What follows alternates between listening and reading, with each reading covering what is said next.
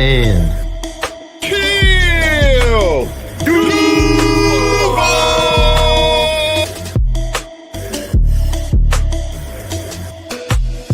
know what it is, man. You're locked in the Third and Teal where they keep it real. And if you don't know, you're going to learn today. Third and Teal, baby, and I'm out. Let's go. Third and Teal, everybody, what is up?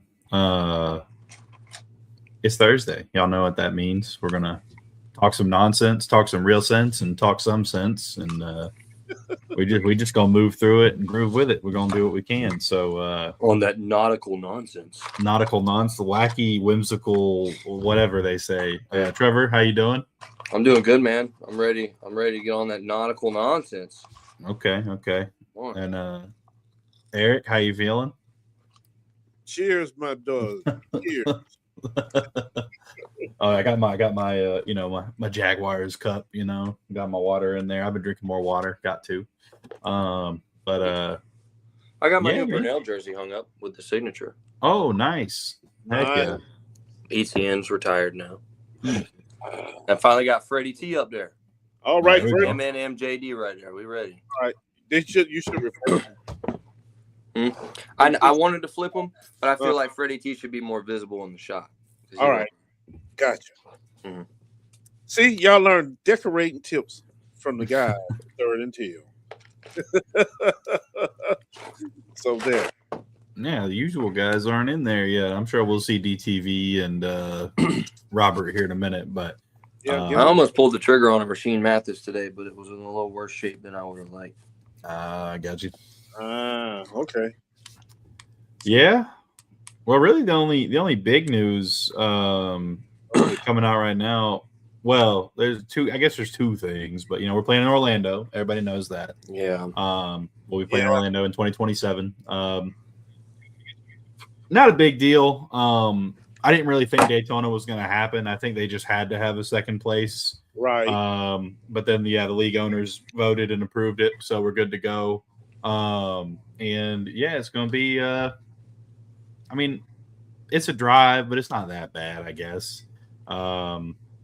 For me, it'll be tough, but I'm not really a season ticket holder anymore, so it's really not a big deal.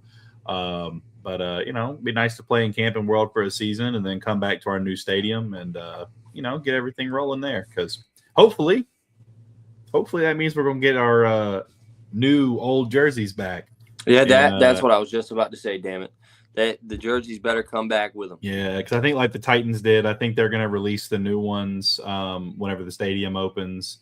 And should be a nice sight to see, I hope. We're wearing them as much as we can possible, and we're going to continue doing that. And Baselli's basically already said as soon as we can, we're switching back to them. So it'll be interesting to see how they run that and how they do it. But overall, I'm pretty excited for that. That's the only correct answer. Yeah. Yeah, jersey sales will go up. Jersey sales are already good, but they'll go up even more because they'll be like you can get anybody in that. It doesn't have to be custom. That's the problem right now is. So how's that going to work with season ticket holders anyway? What do you mean? Oh, so they offered an extreme discount. Mm-hmm. They offered a massive discount, and then it's just going to essentially work just like it would at our stadium. Okay. However, though, the real problem is like where this is really going to affect season ticket holders are the people that are trying to make it on the Wall of Fame that's inside the stadium, like for certain years of membership. Right. Because there are certain people that are just going to really have a hard time paying for it, knowing damn well they can't go. Yeah. To most of them, you know what I mean? And it's understandable because I'm going to tell you right now, like I'm very familiar with Camping World. I'm very familiar with Orlando, and it is not very, visitor friendly. Like the streets suck ass. It's always overcrowded. Camping World stairs are steep as hell. It's just it's not that it's going to be terrible. It's okay for what the situation is, but it's definitely not ideal by any means. And it'll take one or two games before your regular season ticket members are gonna be like, "Fuck this, I'm not doing it." That's another question also. How many games you think they really gonna play in Camping World? Because we we can play up to 3 games overseas, right? Yeah, they'll probably max those out, I think. Yeah. Yeah, I mean, we'll probably get 2 in London. I don't think we'll play anywhere else. Yeah. If I think they probably only let us do 2. And then if I had to guess, I mean, I don't know for sure, but it also falls on our year where we have more away games. Yeah. So yeah. They'll find a way. They'll do it. They may do 2 home games overseas instead. Or well, they probably, I don't know how the NFL feels about that, but if they can make money in the NFL, they'll do it. Oh, I mean that's true, but you know, it's just weird how they have like some things they're okay with and some things they're not. It's like you know, but we'll see. It'll be interesting to see. I don't really know. We'll probably play 6 or 7 at Camping World if I had to guess. Maybe 5 or 6. I don't know. Yeah. I was just wondering, you know, being that it's a home but really an away game, and how it's going to work. I guess we still got time to figure it out, or they have time to figure it out. Yeah, man. That'd be. I miss those games. I'm gonna go to one of them. The Eagles are coming in, and one of my good buddies is an Eagles fan, so we're probably gonna go to that one. But okay, I mean, I'll go just to see how it works. We don't know that for sure yet, do we? Yeah, that's 27. That's next season. No, okay, yeah, that's right. So yeah, it's this year. Yeah, no, this year will be in Either Jacksonville. Way, I'm still going to one. No, I don't know. The Eagles should come. It'll be this year or the next year that the Eagles come. I can't. Well, we won't know who our opponents are till next season. So yeah, but like if you just, you know that, damn, what's that? I can't think of the website. Damn it, where like you know it's all a circle. Like the schedules just circulate. They come every few years. It comes back. It'll just be flipped from what it was. You know. Yeah. So didn't we? No, we didn't play them this season. No, we played them last season, but we played them in Philly. Well, no, I'm saying we played the NFC South last year, didn't we? Yeah. Okay. And then so it should be rotating through, but yeah, it might be. I don't know. We'll see. But if it rotates like it's supposed to, it'll be the Eagles, and they should have to come to us this time, which would be next year. You would hope so. But yeah. But even then, I'm still gonna pick one to go. I'll go and see how it works. I mean, I don't know. But like I said, I know how Camping World is, and I know how Orlando as a whole is. I'm very familiar. So it's I am not excited. That's for sure. Not excited. It's definitely I'm more excited for that than Daytona. Oh man, Daytona would have been a disaster. I think it really would. Yeah, you're gonna sit in the stands and not see the field. Right. No, that wouldn't have been an issue because the infield's big enough. They would have brought stadium. Everybody be down infield, yeah. It still would have been funny. Well, the main issue is that Daytona's not built for that kind of traffic. No, like people don't realize. I mean, NASCAR has a lot of fans, but like it's not the same. I don't know. The Daytona 500 will get that much pull, but they're shut down for hours. Yeah, I mean it's bumper to bumper for hours before and hours after. Hell, you go down there for bike week and you can't move. Mm-hmm. So you can only imagine. And of course, we knew Gainesville was crossed off as soon as they decided that they were doing renovations the same season. So like they're not going to do renovations there. Which one thing I'm pissed about is that Gainesville is not losing any seating, but we are losing seating. And it's like there had to have been a way that we could have not lost seating. But I get at the same time, like they gotta have supports under it that like go on top of the stadium too. But like, come on, man, like we're losing a good bit of seats. You see the pile of them? No, I didn't see the pile of them, dude. It's fucking huge. Are they giving away? No, I thought that was bullshit. Yeah. That'd be cool. I'm pretty sure they're in a junkyard off of Merrill. I'm pretty sure is where they're at. Dude, it's fucking huge. The pile is massive. And you know what's even crazier to me, man? Like I remember going to all the games last year because I only missed one home game last year, I think. Right. And going to the games last year, man, I remember looking around at the construction going up, and it's like, you know, this doesn't really affect anything that we're doing at all. So why don't you just keep doing what you're doing, and then in the off season, like we're doing now, rip that shit out, but just make sure you finish it by the time we come back. I mean, fuck, we have football from August to February. Yeah. That's 6 months. So for the other 6 months, you've got 6 fucking months.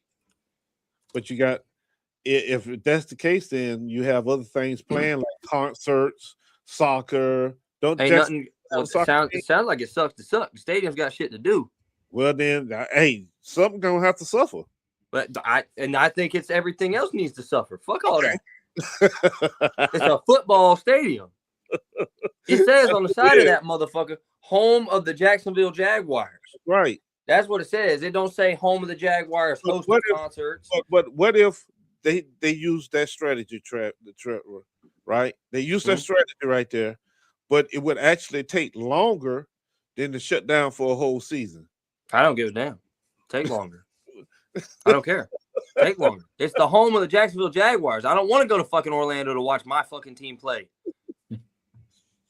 And you know what? And to be honest, too, we're saying all this like they're going to open that motherfucker on time anyway. Oh, they will.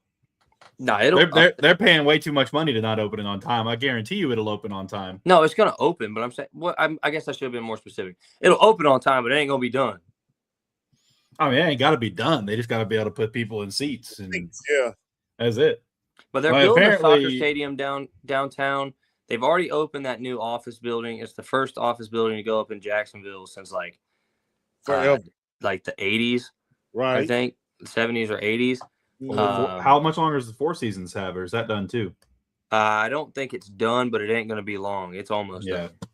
And then that big ass parking garage is done. That soccer stadium, I don't know where they're at on the soccer stadium, but it's coming. So, like, realistically, if you think about it, there is nothing that really needs to take the stadium anymore.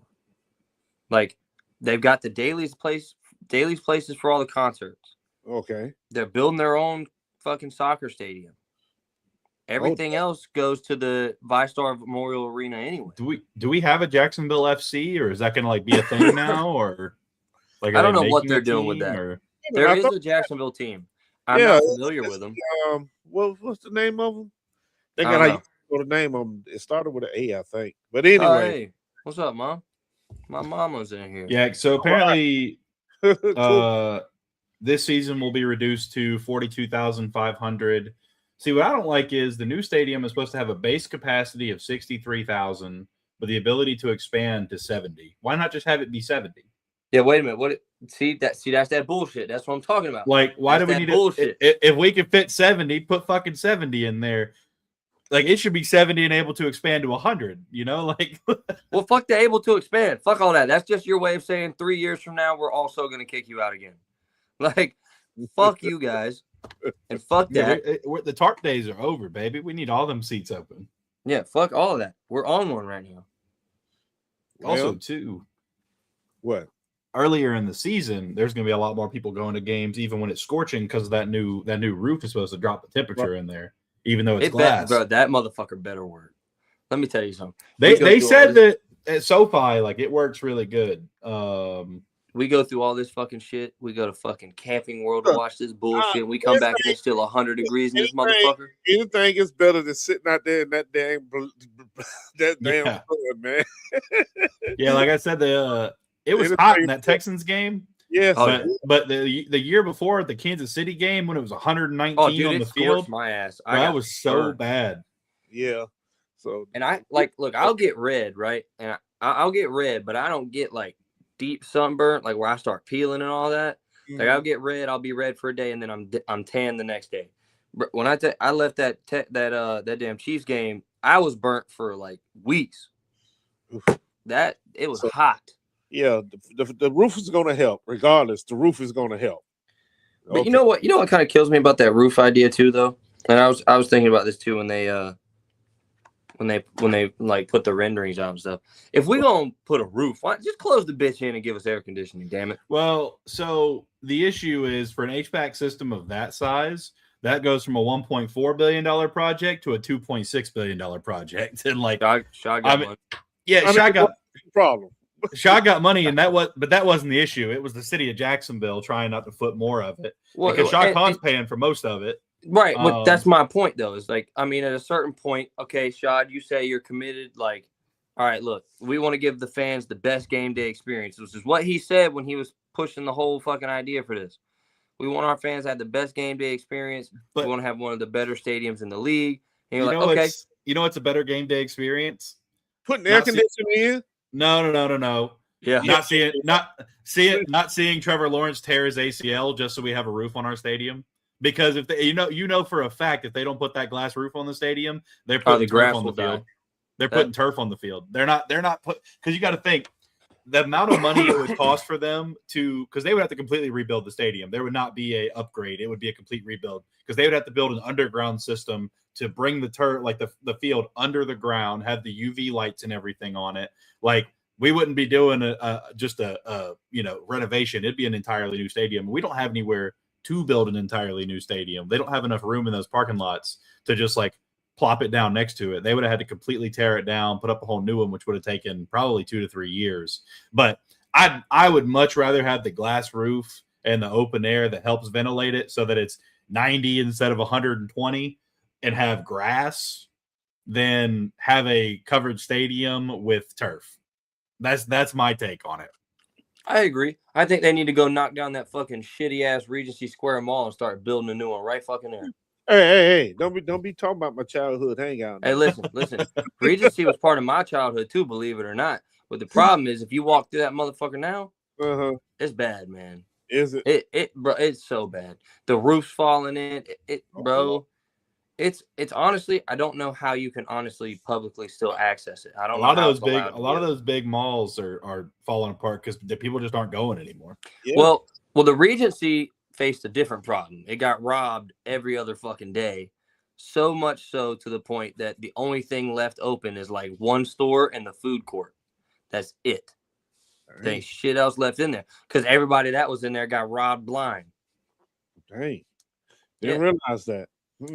Yeah, it's bad in there, bro. There ain't nothing left. You really, there's the JSO substation still off the front of it. There's one store and a food court, and the food court only got 2 restaurants left. Dang. All right. Yeah. Well, I mean, so wrecking ball that motherfucker. There you go. I get it. I definitely understand why they're doing it like that. And honestly, too, I mean, let's be real.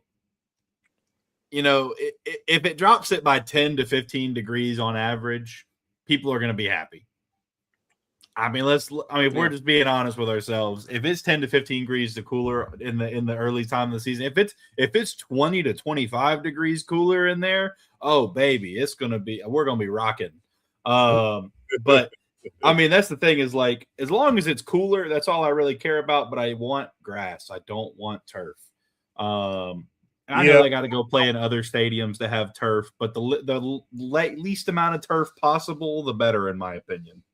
Yeah, I agree. Turf is not good for the game. I agree with that.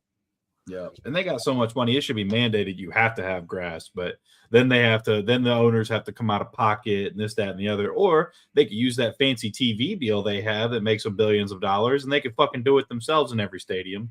Yeah. But they're not going to do that because then that's reinvesting and taking profit out of their pockets, and that's and and then some owners gonna go the cheap way. The more injuries. So yeah. So it is what it is. I prefer grass myself, though. I really do. Yeah, I do. It is what it is. Either way, the stadium's going to be a lot nicer than what it is and has been. So that'll be cool. I'm excited to see how it turns out. I mean, we basically know what it's going to be like considering what SoFi is, and that's kind of what they're basing it off of. But I mean, I'm excited for it. Yeah. Some other good news this week, man. They started preliminary contract extensions with a couple of players. Parker Washington, Brenton Strange, and Trayvon Walker. So that's something good is going on. Hey, I said it last week. I don't give a damn who you pay, and I don't give a fuck what situation you pay Parker Washington. I don't care who it is. I don't care how much money it is. You pay Parker Washington. Yeah, and they picked up Anton Harrison's 5th-year option. Oh, they did pick it up? I don't know if I thought they were expected to. I didn't know they actually did. No, I think they did. Yeah, from what I read. Yeah. Yep, they did. So some good some good news coming out of the head shed. We have to take that information and go with it, man, because they don't tell you much. Well, they don't. I'm just happy that they're not getting too cute. That's the shit I've been talking about for years, man. Sometimes organizations try to get too damn cute. Trevor got the whole family in here today. Yeah, I know. Worm's gonna be in here before long. Yeah. Yeah, and then the other news that came out from Duraco this week, though, about confirming that Van Lanen tore his ACL at the end of last season, and that he underwent surgery as well. I mean, again, he should be back before the season even starts. These guys are coming back in 5-6 months from ACLs. Your body is back, but that knee is not back. Your mental is not back. Not yet, anyway. We'll have to see. I mean, one thing that is like looking up for me is that we did actually vote. Like our players voted our staff, and like our staff was voted the best staff, like recovery and like training staff in the country for all teams. Yeah. So like I think he's going to be in good hands. But yeah, I mean, he probably won't be 100%. But I mean, I don't think that he'll miss significant time this season. Let's hope not. Yeah, God, please, let's hope not. Unless we get a stud in late in the draft somewhere. Yeah, I mean, unless we decide to draft somebody. But I mean, we just re-signed him as the issue, so they're probably not right. That's the point right there. Well, the worst part about it for me is he tore it in February. Wow. We weren't fucking playing. No, he got surgery in February. No, I thought he tore the ACL in February. No. I thought he had a back injury that held him out of the game. No, it was his knee, as far as I remember. And then, he was listed as questionable in the wild card game due to a knee injury sustained in Week 18. So no, he got surgery in February, from what I remember reading. And then Dilla also said that like that's what he was told in February. So I think the dates are getting a little mixed up, but he did get hurt in Week 18. Okay. I just know, I'm telling you, man, the last thing we need is an already – look, I don't care. The numbers are a little bit more inflated, but a subpar line coming out here less than 100%. You know what I mean? Like, they were par, and like they did a lot better. They did a lot better than they did the year before, but they still weren't great, And then to rely, dude, we know what it looks like without Cole Van Lanen, bro. I think I'd put my money on Millum at left tackle over Anton. If we could get him healthy and he could play, that is. But I just don't think that Anton brings the physicality to the left tackle position that you have to bring over there. Yeah. I agree with that. And then, I mean, hopefully, though, he takes an off season and he beefs up a little bit, because Anton honestly has always been small. Like he's a big framed dude, but like he just does not have the strength that you would think he would have. Anton, the coaching staff loves Anton though. Yeah. Well, of course, they say there's a couple of things he needs to work on, but I think if they weren't high on him, they wouldn't have picked up that fifth-year option. It would have been another like Devin Lloyd type situation. You just play, man, and we'll see afterwards. Yeah, but yeah, I think Anton is all right. His biggest thing is the little injuries that pick, the little picky injuries you get. That's the biggest thing I have against him. If he can just stop all that, Anton will be all right.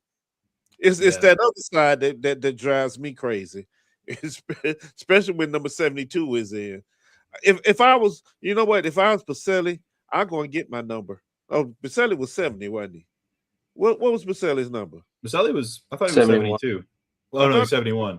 71. Okay, all right.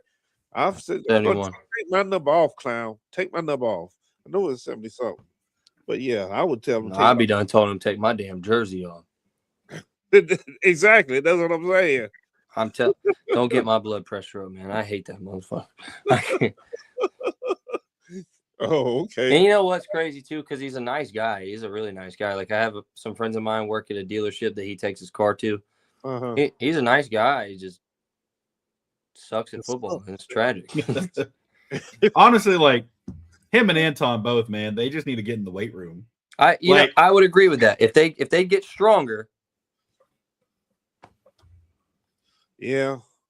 Yeah, I don't know, man. I think that's really been my biggest issue with Anton since he came here is like there's some plays where like guys try to finesse him and he does great. And then there's other plays where he just gets put in the quarterback's lap as soon as the play starts. And he's quick. He's got good feet. But yeah, I don't know, man. I really think that he needs to take a season. Anton specifically needs to take an off season and really just focus on bulking up and putting on some muscle because, I mean, I know they used to talk about, oh, he's athletic. He was a basketball kid, blah, blah, blah, and he ran a great 40 time. But, like, you're a right tackle, bro. Your 40 time isn't going to stop Myles Garrett. There's not a lot that's going to stop Myles Garrett, but 20 more pounds of muscle will help, you know. But right. we don't see. DJ said, I'm here for the AC. All right. Yeah, so those are the things that came out this week that was information wise. Then of course the coaches was up at the owners meeting, you know, chatting it up, doing whatever. Yeah, I know Liam Cohen also went to the Florida Gators football camp and worked with some of those guys. There was a couple of different coaches that came out for that. Okay. And then I'm trying to think of, there was something else small that happened. Well, he made a comment. He made a really interesting comment. He said that he had a very high comparison for Trayvon. He said that Trayvon Walker is a lot like Aaron Donald in his tendencies and his work ethic and the way like he approaches the game. Oh, we're going to see some knife training before long out of Trayvon. Mm-hmm. I think we're going to start seeing some Trayvon at D tackle. Yes, and yes. That message was under the table, like, you know, slick. Yeah. Yeah, I mean, I think that's something that we talked about the past 2 weeks is that, you know, with BJ Green and Danny Strigow coming up and then potentially getting another edge rusher, that does give us the ability to rotate him in more for like pass rush sets and stuff like that. You know, because I mean, just honestly, I mean, it'd be good to rotate him more. I think that keeping him in the same spot, just kind of repeatedly going after him, you know, I mean, really for anybody, but he's just not a pure pass rusher like some guys are. Whereas his, you know, he'll get down and dirty with anybody. So it'll be nice. And I think that, you know, you rotate him inside, you got Green or Strigow out there for a rep or two every once in a while. You're not sad about that at all. You're not upset about that at all. Right. Yeah, Rob, you're absolutely right. I mean, one thing I will say about that though is, you know, he also was 6'5", 272 pounds. And some guys that they played against weren't that big on the other offensive line. But no, I'm not taking anything away from him. I'm just saying, like, NFL is of course different. But one thing where he'll excel at is that his quickness will show on the interior. He's just gonna have to fight through double teams. Is going to be his biggest thing when he gets moved inside. But that'll help take away guys to get our linebackers in there. Well, I don't know. I like that they're trying to pay people before the last minute. Yes. Like, we're not letting them. That's what you want to do, man, because it makes sense. It really does. And I saw a quote too, like, or not even a quote. I saw an interview that Mike Vrabel did, and it was honestly, he said something that like a lot of people really don't think about. But you never want to draft for need. You don't want to ever have to draft for need. You want to have to draft for depth and potential replacement, but you don't ever want to have to draft for direct need. Not to say it won't happen, but you want to try to avoid it. And a lot of the times we found ourselves drafting for need because we don't fucking pay the people that are excelling in the positions they're in. Right. Or we wait until the last damn minute. Now, that's not a Gladstone thing. Of course, this is his first offseason with us. So I will say, like, I think he's doing a phenomenal job. I think he did a great job not overpaying for Lloyd or Etienne, because I know we would have liked to have seen them both come back at the right price, but neither one of them were willing to take the right price. So I think he did a great job showing restraint there, and he's focusing on core players that are coming up on their time and trying to get them done before the last minute.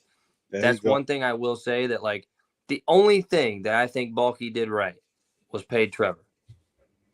I honestly, looking back at it now, because Josh Allen, I'm going to be honest, that motherfucker has not earned any of that fucking money he got. He disappears. That motherfucker has not earned that shit at all. He's a franchise leader in sacks because of longevity. It ain't got shit to do. It ain't got shit to do with just like some overwhelming game record, because he's not. So, I mean, you're talking about our Josh Allen. I thought you were talking about Buffalo Bills Josh Allen. Okay. No, our Josh Allen. Yeah, their Josh Allen earned every damn dollar he's got. Okay, all right. Yeah, that guy. I mean, as much as I hated playing him in the playoffs, he's one of the best quarterbacks in the league. There's no ifs, ands, or buts about it. He is a fucking animal. Of course, our Josh Allen, however, has not earned any of that new contract yet. In my opinion, he hasn't. Trayvon Walker consistently outperforms him, in my opinion. So the only person that I can think back to that Balky paid, that I'm thinking, I'm like, damn, man, that was a good contract, and I'm glad you paid him, was Trevor.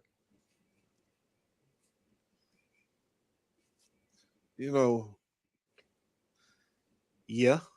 Because he paid Tyson, and we all said that, I don't know about that. Yeah, that's true. He paid Walker Little. I wanted to throw up. Yeah. He paid Josh, and at the time we were excited because we were like, yeah, we think he's about to pop. That didn't pan out because he hasn't really popped. So the only person, dude, Trevor's contract looks great right now with an MVP candidate and a fucking comeback player of the year candidate in the same season. Looks cheap, doesn't it? It looks pretty cheap as you go further down the road. Yeah, it looks really good. Yeah, so, you're right. The only contract he's done that looks good is Trevor's. Yeah, you're right about that. The way you just broke it down, you got it. You are absolutely correct. So they base Josh's and Trayvon's success off of pressures, and my problem is the pressure is good, but eventually you got to get the quarterback on the ground. Well, that's what makes the difference. Pressure is okay, but putting him on the ground is what you need to be doing. Well, we have beat this horse in the head so many times, but I guess, Robert said Josh was second in the NFL behind Hutch in pressures last year, so we'll address it again. These are NFL quarterbacks. You got to – and every pressure that's actually counting as a stat is not always pressuring them. I mean, you think Tom Brady gave a fuck that you were bending his left tackle around? No, he didn't give a shit because he was still standing there ready to throw the ball. He didn't give a fuck. Doesn't matter. Exactly. Pressures only work on like a first and a second year quarterback. You know what I mean? By the time they hit year 3, if they hit year 3 and they're still starting, that shit does not matter anymore. They've adjusted to the game. If you're not getting your hands on them, it doesn't matter. Yep. And I think, honestly, the fact that we started counting pressures as a stat was one of the ultimate cop-outs of the league, because now we pay edge rushers based on what they might have been doing instead of what they actually were fucking doing.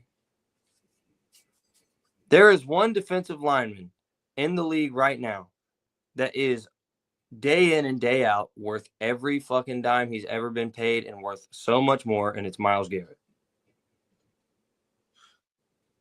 He's the only fucking one. Because even Aiden Hutchinson has days where he just doesn't show up. Well, he wasn't even in my wheelhouse. TJ Watt. TJ Watt was terrible last year. Yeah, he was. Yeah, TJ Watt went off. Yeah, the Bosa's haven't been good in many years. You're right. Nick just can't stay on. Neither of them can really stay on the field. They both get hurt all the time. Anymore, right? And then, I mean, Jalen Carter is going to be worth whatever he gets. That guy's a fucking animal. Yeah, so he's a beast. Yeah. So Jalen Carter will be worth everything he gets. So then what? You got 2 of them? Yeah. Because I'll tell you right now, that motherfucker was chasing the sack record, and he got it. Not just the sack record for his franchise, for the fucking league. Yeah. So I'm be quite honest, respectfully or disrespectfully, fuck your pressures. I don't care about your pressures. This dude set a league record in sacks. That means he's getting the quarterback on the ground.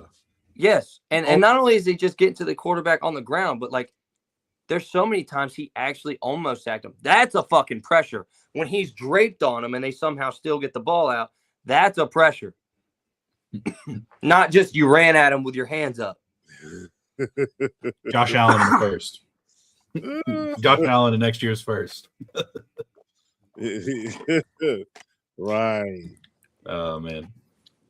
Yeah. Now that's somebody. If they said, "Hey, I would even if they were like, "Hey, give us Josh Allen and BTJ," I'd say yes every day, including Sunday, and you can make up a day, and I'd still say yes on it. What for Miles? For Myles Garrett right now, absolutely. Yeah. That's what I'm saying. Like I don't really want to give up either of them, honestly, because I don't really think there's any trade value that we would like or want for either of them. Yeah. But if the Browns were like, yeah, we'll take both of them for Myles Garrett, I'd say they're already in Cleveland. We'll buy him the fucking house. Yeah. Where is Myles? Yeah. Y'all want a new stadium? We'll pay for it. Like, yeah, because when you think about like Josh Allen and Brian right now, when you think about like, okay, to replace them with something better, it's not happening. You're not going to be able to unless you draft that person or catch them in free agency, because no team is letting that caliber of player go. Because they're like, and that's where it kind of sucks, right? So Brian Thomas, I'm not mad at him because he's not getting paid a fuckload of money right now. And it's not like he had multiple years for just fall off. You know what I mean? He had 1 year where he could have done a lot more. We'll see where he's at when it's time to get paid. I hate that he signed back with them. I know. I hate it too. But you know what though? I don't care that he's got a $40 million a year contract. I'd have gave the motherfucker 50. He's the best to ever do it. Yeah. I mean, and that's the simple math of it. We got receivers making 50 now. I mean, I'm just saying, and the simple math of it is, if you've got a guy, actually, I take that back. Aaron Donald's the best to ever do it, in my opinion. Aaron Donald that guy is fucking. He was just in a category all by himself. From the interior too. Yeah, like Aaron Donald was fucking ridiculous. But you've got a guy in Myles Garrett in today's league that can at will walk on the field and decide, I don't think I want you to move the ball anymore, and you fucking won't.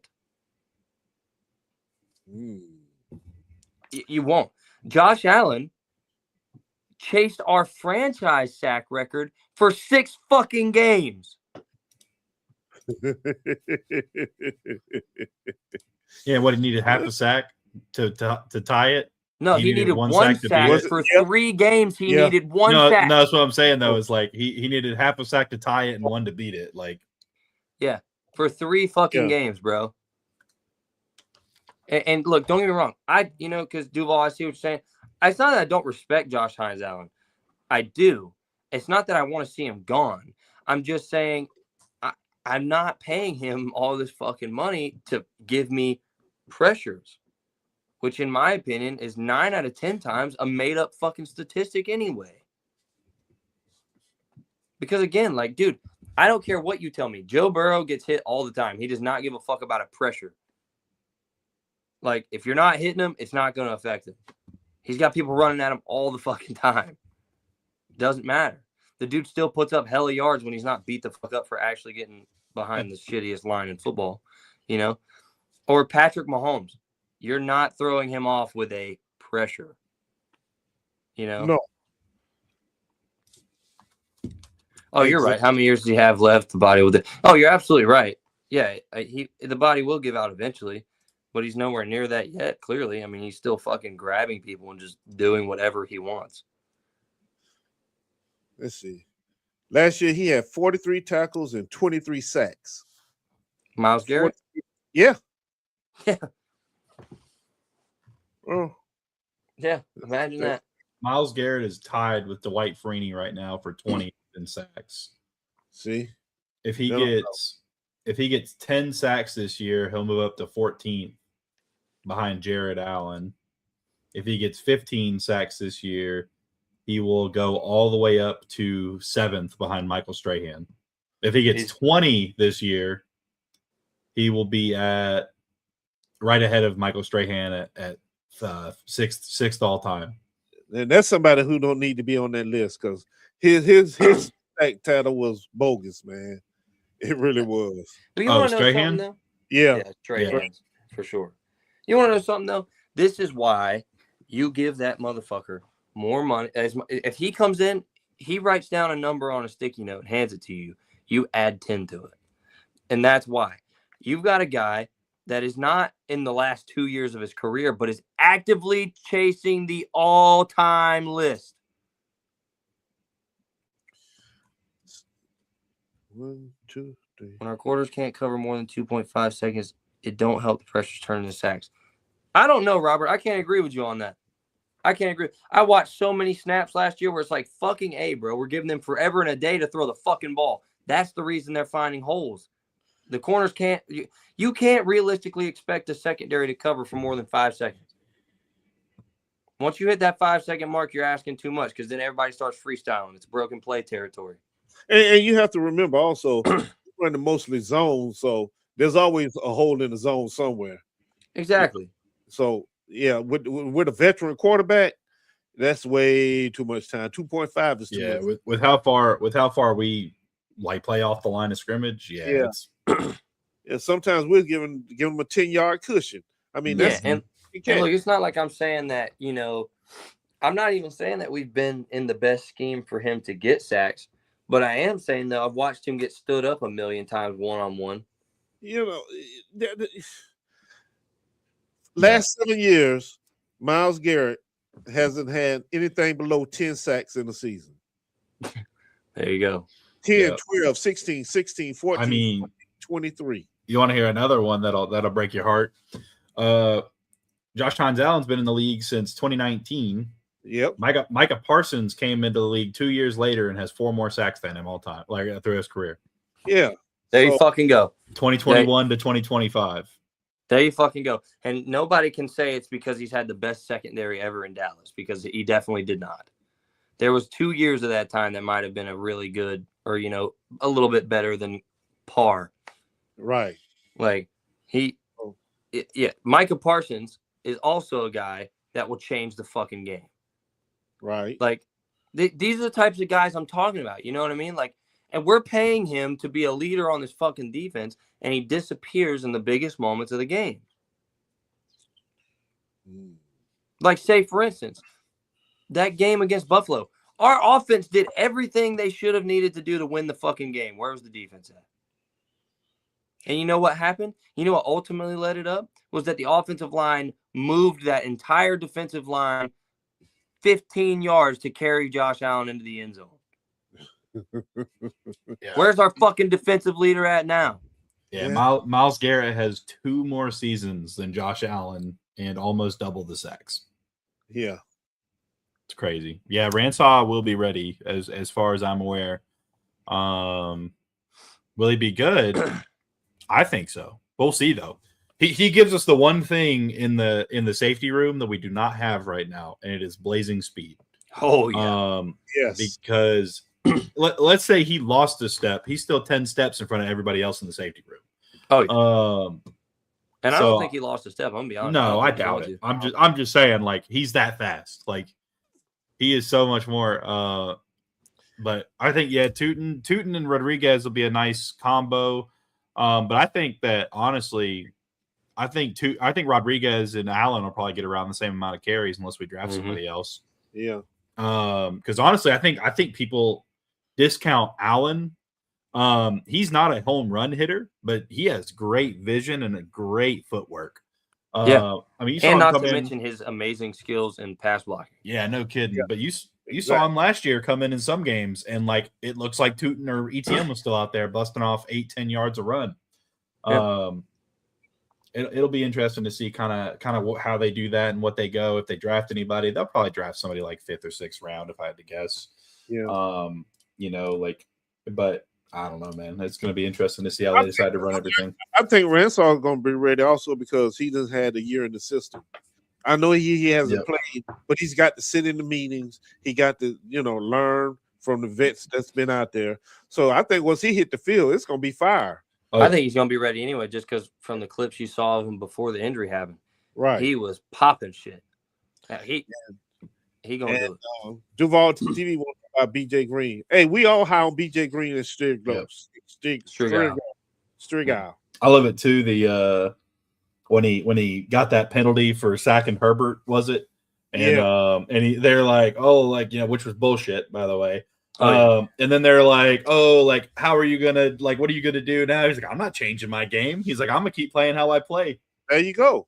Like you can't. I mean, and you know what? That's the other thing. Why does it feel like BJ Green had more of a game wrecker mentality and impact on the game than our highest paid fucking edge rusher did? Trevor, behave. No, can't do it. But I'm just saying, man, that's the stuff you really like. That's what makes you really wonder, like, who are we paying and why are we paying them? And to see them, like, Brenton Strange is not a guy that everyone in the league knows. You know what I mean? Like fans of people across the league. Not everybody knows who Brenton Strange is. People are starting to figure out who Parker Washington is. And then you think about it, man, like, if they're working on extensions with them, everybody knows who Trayvon Walker is now. But if you think about it, dude, all three of those guys are kind of under the radar guys in comparison to other people in their position groups, but are absolutely essential and instrumental in the success we've had and are 100% deserving of a new contract. And the fact that we're doing it now tells me that we're trying to do it for the right price before the price goes through the roof. There you go. That part right there, Trevor. Because you can see it in the future already. You can see it coming. The prices, these contracts going to get out of hand. I mean, really out of hand. So, especially with the salary cap going up the way it does. Oh yes. And then not to mention that, right? Like we saw firsthand what happened. We didn't pick up Devin Year's option. If we had signed Devin right then, he'd have been about 15 to 20 mil a year cheaper, it feels like. And we would have got the same year out of him more than likely because it was a scheme that opened him up. You know, we would have got the same year out of him and we'd have him under contract for another 3 years. Instead, we waited till the last fucking minute. He had a great year and the price went through the roof. And he took it as a personal stab because we didn't try to pay him. Parker, I'm going to tell you right now, Parker is not just going to keep chopping wood and carrying water to sit on the bench his whole fucking career. All right, so you're going to have to pay him. Well, you're going to have to. And you're going to have to make sure he knows that he's instrumental and important, which he knows he's instrumental, but you want to show it to him. You know what I mean? Like, return the favor for the man. Throw the man a bone because he's one of our most dynamic playmakers. Well, hopefully that's what they're doing now. They started to talk. So hopefully they're going to throw him a bone. Well, I think the fact that the contracts are underway is in a way throwing him a bone. You know what I mean? Because we could wait. We don't have to. Right. But we're doing it because it shows you that we're prioritizing signing you now, you know? Robert, what do you mean Patrick replacement? I'm confused. Do you mean like patchwork or I don't know what you mean by that. I don't know who Patrick is. Is this the Krusty Krab? No, this is Patrick. No, this is Patrick. Yeah, I don't know who Patrick is, but let me know. Because is he talking about Tim Patrick or is he talking? Well, he can't. No, come as a wide receiver. Oh, talking about not the Combs that was on the practice squad last year. Yeah, that comes. Yeah. Oh, okay. Yeah, he came out of Wake Forest. Yeah. Well, in that case, they still have Well, no, he's a restricted free agent. I thought we already signed him, or was that somebody else? Honestly, man, I don't know. It's not going to be hard to replace Patrick. Well, I mean, we almost did with Bobo, but that's what I'm saying. Right. And look, don't get me wrong, Bobo would have been great, but notice how the world's not on fire because we didn't get him. So I'm just saying that it ain't going to be hard to replace Tim Patrick, okay? Because realistically, Tim Patrick did more harm than good in a lot of situations. He had a couple of moments, and then he had a lot of moments we'd like to forget. Yep, exactly. Like when he's running the wrong damn route and his sister's out here running her fat ass mouth all over Twitter. Okay. 6'3", 231, 4'6", 7". I ain't gonna lie though, I can't blame her. If my family was out there, bro, I'd be like, yeah, it wasn't his fault. I don't care. She's a real one. The only problem was everybody saw it was his fault. Well, I didn't claim that she was, making the smartest move, but I can't blame her for doing it, Right. You got to hold it down for your family, you know what I'm saying? Yeah, but your bro was wrong. For sure. So yeah, he was wrong. What's this? But no, there's a million big body receivers. I mean, that can give us what he gave us, because it's not like he was a big body receiver that was running a 4.3 and head topping everybody. He was a big body receiver that we expected to get good pass block or good run blocking out of, and occasionally get left alone in coverage because nobody was paying attention to him. Yeah, see, and that's what you have to understand, Robert. He may be a good receiver, can jump and whatever, but if he can't block, he's not gonna see the field. Not in this offense. No, not on this team, because that's one thing they require from the wide receivers for sure. You got to be able to be willing to block, man. Got to be willing to put some bodies on the ground. Yeah, and he's lacking in that category. Yeah, he may hang out on the practice squad for a little while, but he's not going to see much playing time. I mean, my other thing about this though is he didn't play receiver in college; he played it in high school. So my thing about that is like, he played. I mean, it's like saying Trayvon Walker should play running back. So what did we draft him as? He's a linebacker. Oh, he played linebacker and safety at Wake Forest. Okay. But he was a receiver in high school. But like that's my other thing though. Yeah, like, it was in high school, but like we're not putting Trayvon at running back, and we're not, like that. I don't think that's a good idea. I mean, I guess in a pinch, like you said, in a pinch, like I guess throw him out there as a tight end or something. Like we might be able to, but that got my intrigue of this 6'3" safety. Yeah, 6'3". Mm-hmm. Dude. That's he was Jones type, but he's slow. He's kind of like what's his name? One we just had, Chad Muma.